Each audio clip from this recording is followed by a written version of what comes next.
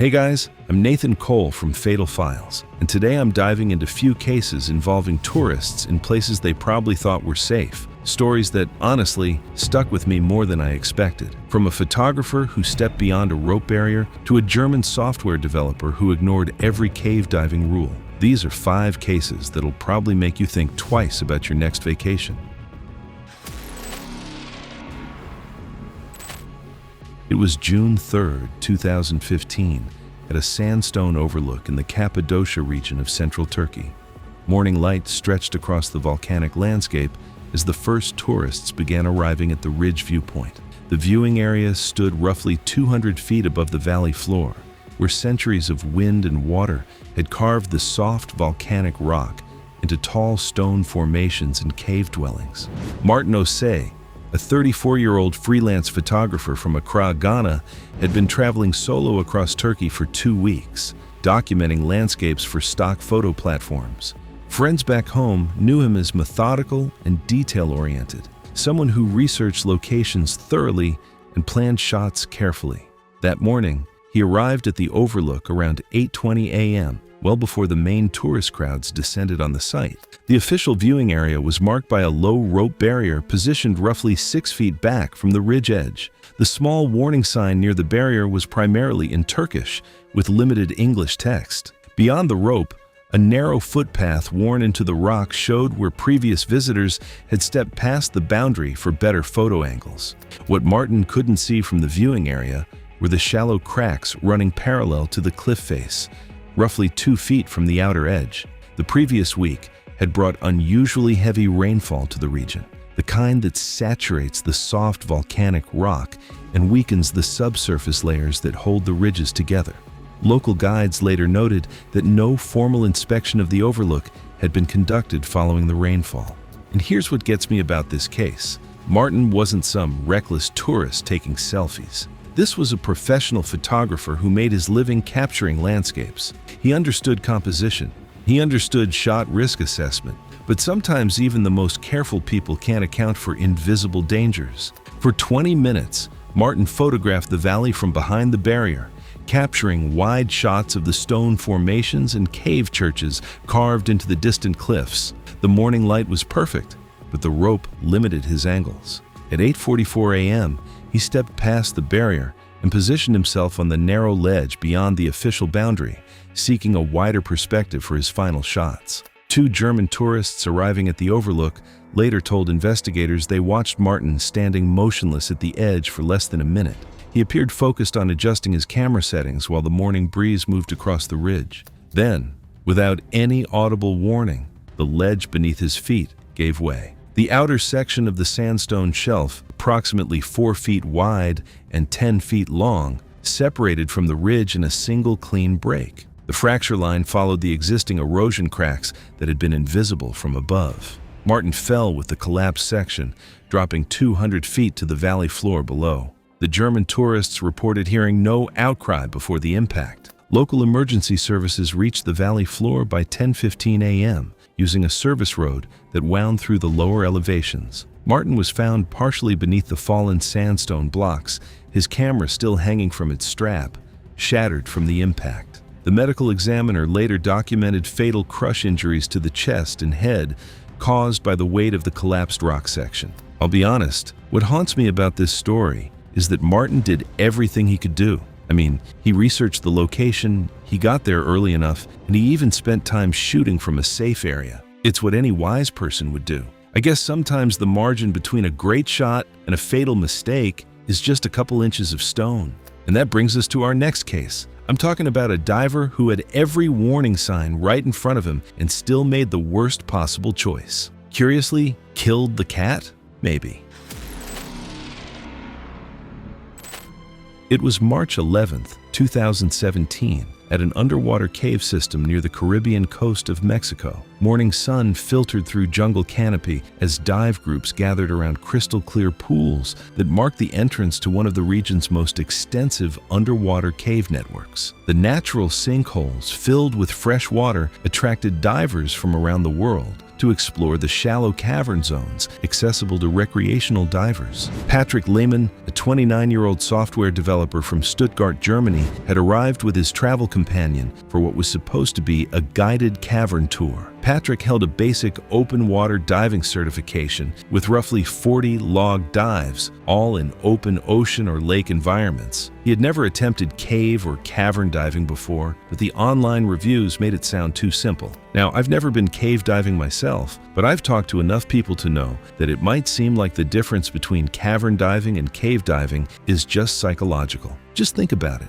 In a cavern, you can always see the exit, but once you move into a cave, there's no direct path to the surface. You have to follow the same route back out, or hope nothing goes wrong. This particular cave system offered two distinct diving experiences. The cavern zone stayed within 130 feet of the entrance, where natural sunlight could still penetrate the water and guide divers back to the surface. Beyond that lay the cave zone, a maze of narrow passages and chambers that stretched for miles underground, accessible only to divers with specialized cave training and equipment. In caves like this, even small movements can disturb the fine limestone silt, reducing visibility to near zero within seconds. At 9 a.m., the dive guide gathered the group around the entrance for the mandatory safety briefing. He explained the route through the cavern zone, demonstrated proper buoyancy control in the confined space, and pointed out the restriction line, a permanent double-taped guideline with warning placards that marked the boundary between the safe cavern area and the dangerous cave system beyond. Patrick's companion later told investigators that Patrick had asked the guide twice during the briefing how far the cave system extended past the restriction line.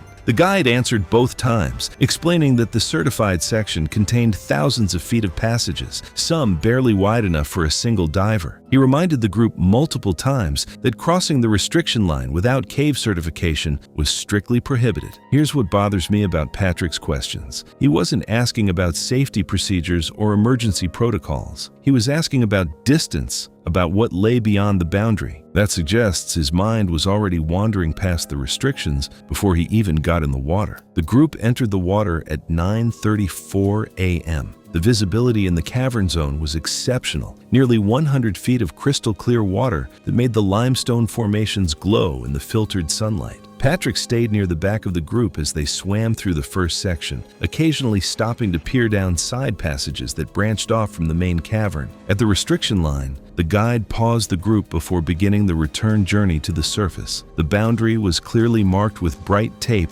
and multiple warning signs in several languages. As the guide turned the group around and began leading them back toward the entrance, Patrick did not follow. His companion noticed Patrick's absence approximately 4 minutes after the group began their ascent. When she pointed out the missing diver, the guide immediately descended again and retraced their route to the restriction line. The guide saw that Patrick had moved beyond the marked boundary into the cave system, where only certified cave divers were allowed to go. The guide surfaced immediately and radioed for emergency backup. Cave-certified rescue divers from a nearby dive operation entered the system at 10:12 a.m., following the permanent guideline into the restricted passages. They found him 600 feet beyond the restriction line, in a narrow passage barely wide enough for his body. His air gauge was nearly empty, and he was unresponsive. The confined space made recovery difficult without specialized equipment, which didn't arrive until 38 minutes later. Patrick was finally recovered at 11:47 a.m., but it was too late. The medical examiner determined the cause of death as drowning caused by air depletion in a confined underwater space. Patrick's dive computer showed he had spent 31 minutes beyond the restriction line at a maximum depth of 46 feet. Gotta be honest, I'm surprised he lasted that long down there. Sadly, he was just a diver who had ventured into an environment he shouldn't have. But this next story is a lot different, heartbreaking for me, but very unsettling. And just when you thought it can't get any worse, it happened to a young graduate.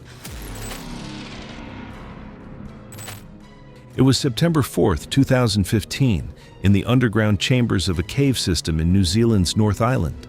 Above ground, rolling green hills stretched toward the horizon, but beneath the surface lay a maze of limestone passages carved by millions of years of flowing water.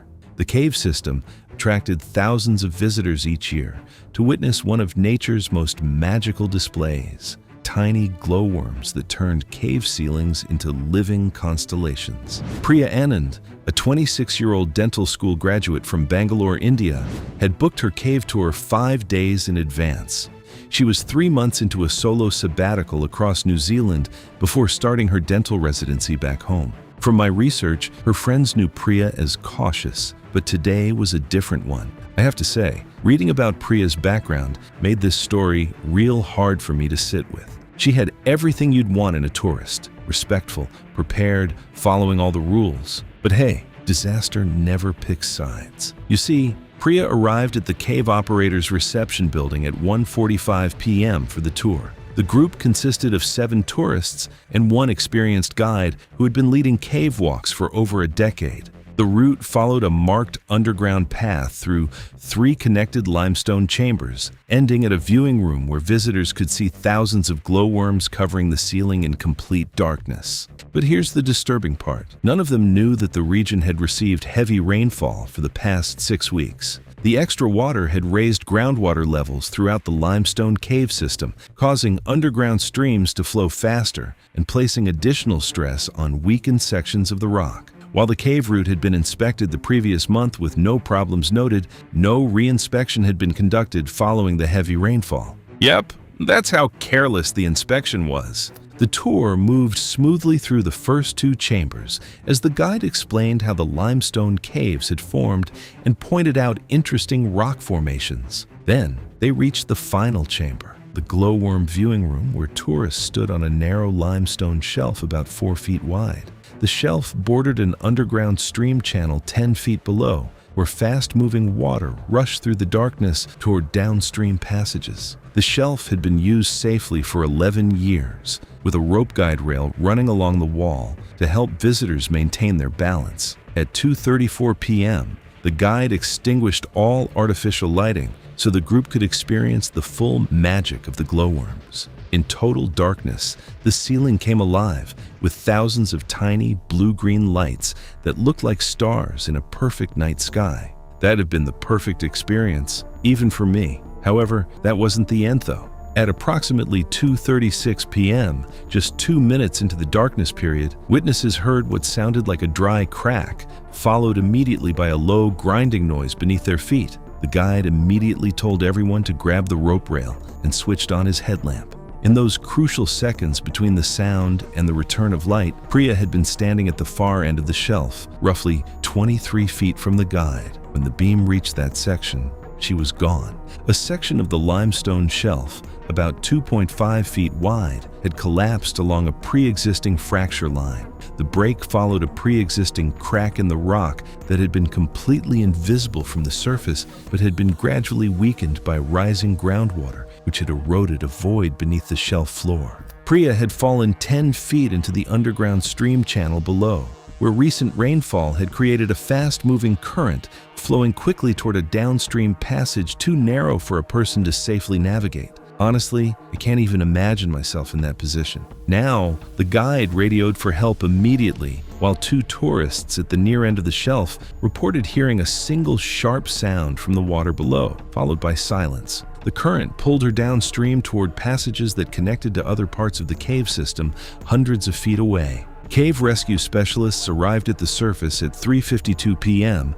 and entered the system with diving equipment, accessing the downstream passage through a secondary entry point 1,100 feet from the viewing chamber. Priya was recovered at 6:18 p.m. from a debris collection point where the channel narrowed against a submerged limestone shelf 950 feet downstream from where she fell. She had sustained a severe head fracture consistent with striking the stream channel floor or walls during the fall. The medical examiner determined the cause of death as fatal head trauma, with drowning as a contributing factor. Alright, so this next case frustrated me so much that I've got no words. I'll just tell you the story, but let me warn you, you might want to sit tight. Before we continue with this next disturbing case, if you're finding these tragedies as unsettling as I am, make sure to hit that subscribe button. Trust me, there's a lot more coming your way.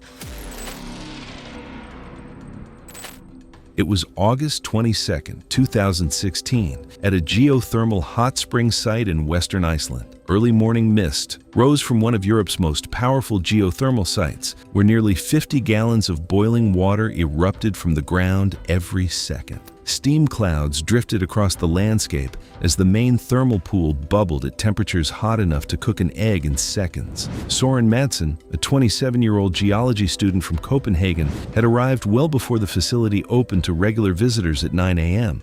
He was 3 weeks into a solo research trip across Iceland, documenting geothermal features for his graduate studies. Saurin understood the science behind hot springs and geysers from his university coursework, but his actual fieldwork experience was limited. This was a problem. Now, I've always found it interesting how a bit of knowledge can make people feel a little too confident. Saurin knew the theory behind geothermal systems better than most tourists, but of course, theory and real-world experience are two very different things. The main thermal pool and its network of channels were enclosed within a marked visitor boundary, complete with warning signs and protective fencing, but Saurin didn't want to wait for the official opening time. A gap in the perimeter fencing, caused by a fence post that had shifted during spring ground movement, allowed access to the outer buffer zone, where secondary overflow channels carried superheated water away from the main pool. Saurin squeezed through the gap and followed a gravel service path toward the overflow channels. The ground around him looked deceptively safe.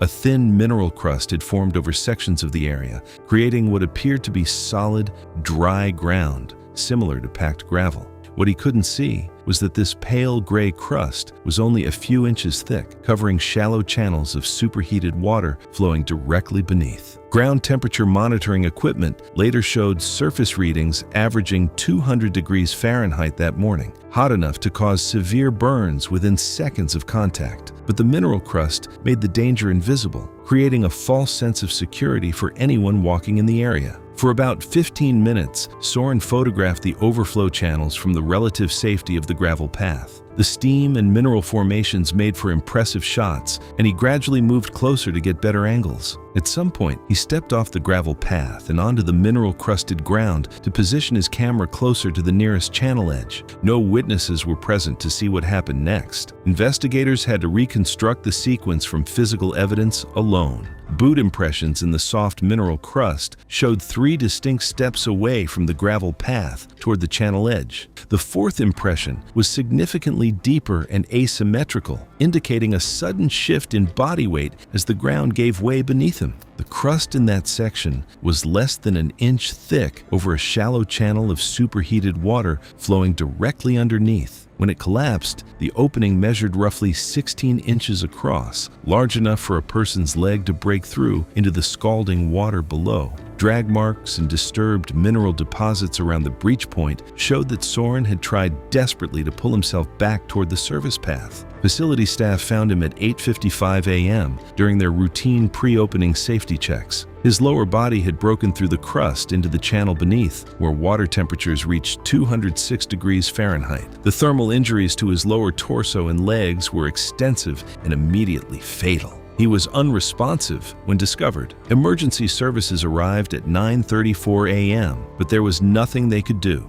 The medical examiner determined the cause of death as fatal thermal injuries consistent with immersion in superheated water, complicated by neurogenic shock, the body's catastrophic response to extreme trauma. And I don't know, stories like this always get to me a bit. It's never the big risks. It's those small decisions like stepping a little too far or thinking you'll be fine just this once. Now, going to the last case, this story I found is actually a little bit of a lesson, even as terrifying as it is. The whole idea is simple. Never cut corners, not even in the tourism industry. It was February 14th, 2018, in the misty cloud forest of central Costa Rica. Valentine's Day brought couples and adventure seekers to the canopy zipline operations crisscrossing the forest valleys. One private company ran 8 lines across a canyon system, with the longest span stretching nearly 1,600 feet through the treetops. Caleb Hutchkins had arrived with his wife for their 10-day anniversary trip. Friends back home knew Caleb as enthusiastic about outdoor activities, though he had never tried ziplining before. At 260 pounds, he was moderately overweight, a detail that would prove crucial to what happened next. The company technically required riders over 240 pounds to be weighed, but during busy hours, staff just guessed their weight. When Caleb approached the equipment desk, the staff member glanced at him briefly before issuing a standard adult harness without asking his weight or taking any measurements. The company kept reinforced heavy-load harnesses on site for riders approaching the weight limit, but Caleb was issued standard equipment. I don't even want to talk about how careless that was. The group of 11 tourists completed the first 6 lines without any problems. Then they reached line 7, a 1,280-foot descent across an open canyon section with a 180-foot elevation drop. This line used a trolley assembly with a fixed braking mechanism at the landing platform, where a guide operated a hand-controlled friction brake to slow incoming riders during the final 100 feet. The pre-departure inspection of the trolley assembly was conducted by a junior staff member with only 4 months of experience. Yes, just 4 months. What he missed during his brief visual check was a hairline fracture in the primary trolley wheel housing. The crack was visible under close inspection, but easy to overlook during a quick safety routine. Investigators later determined the fracture had been present for 2 to 3 weeks, yet no one saw it. At 2:17 p.m., Caleb launched from the departure platform. His combined weight with equipment placed additional stress on the already compromised trolley housing. For the first 650 feet, everything seemed normal as he picked up speed along the cable. Then, the stress of his weight caused the fracture to spread. Now here's where it really got me. Witnesses on the departure platform heard a sharp, metallic crack, followed by a change in the trolley's sound as it moved along the cable. The partial separation caused the trolley to tilt sideways, creating uneven contact with the cable. Caleb's speed began to drop as the damaged assembly scraped along the steel cable. From that height, it's almost impossible to survive. The guide at the landing platform immediately activated the friction brake when he heard the sound change, but the trolley was already in serious trouble. It reached the final 200 feet of cable in a completely unstable configuration, tilting and jerking as the damaged housing struggled to maintain contact with the cable. Then, the damaged trolley assembly failed completely. Caleb fell from approximately 72 feet above the canyon floor, crashing through the forest canopy below the cable line. The thick branches absorbed some of his momentum, but he struck a secondary branch network about 26 feet above the ground before his body came to rest on the steep forested slope beneath the landing platform. I watched the video and, honestly, I can't even describe how gruesome it was. Ground crew reached the crash site on foot via a service trail at 2:41 p.m. Caleb was found unresponsive with visible trauma to his chest and head. A rescue team with stretcher equipment arrived at 3:28 p.m., but he was already gone. The medical examiner documented multiple rib fractures with internal bleeding, a fractured neck vertebra, and severe head trauma. The cause of death was ruled blunt force trauma from the fall. Costa Rican tourism authorities immediately suspended the operation's license, pending a full mechanical inspection of all equipment.